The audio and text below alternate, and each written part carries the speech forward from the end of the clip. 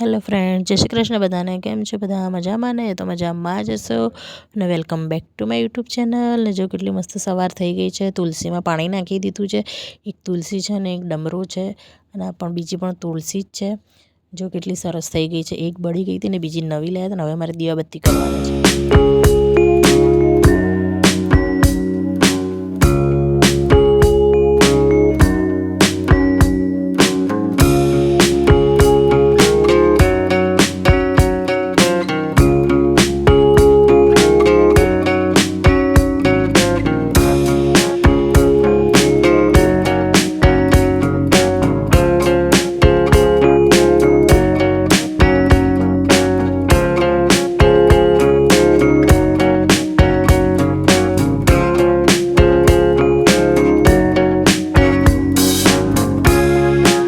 દીવાબત્તી કર્યા પછી અમારે કરી લેવાનો તો ચા નાસ્તો. તો અમે બેસી ગયા છીએ ચા નાસ્તો કરવા. તો ઉઠવાનું નહીં તો પછી જો 8:45 થઈ ગયા બેટા, ઉઠી જા. બાકી છે ને લેસન, તો ચલો ઉઠો ફટાફટ. અને જો સવારની તો ગુડ મોર્નિંગ થઈ ગઈ છે, ચા પાણી થઈ ગયા છે, દીવાબત્તી થઈ ગયા છે. આજે આપણે બનાવવાના છે મગ. તો આપણે મૂકી મગ બાફવા માટે. અને પ્રેયાંશ તો મારો હજુ તો હું કેટલી વાર 4 થી 5 વાર ઉઠાડવાઈશ ને ત્યારે ઉઠશે. અને આજે મારે જમવામાં બનાવવાના હતા મગ. તો મેં મગમાં મીઠું નાખીને બાફવા મૂકી દીધા છે અને એક સાઈડ મેં મૂકી દીધા છે ભાત, કેમ કે મારે ભાત વગર નથી ચાલતું, રોજ બનાવવા પડે છે. અને મેં ફટાફટ એક સાઈડ રોટલીનો લોટ પણ બાંધી લીધો છે. એક સાઈડ મગ મૂકી, એક બાજુ ભાત મૂકી અને એક બાજુ લોટ બાંધી દીધો છે.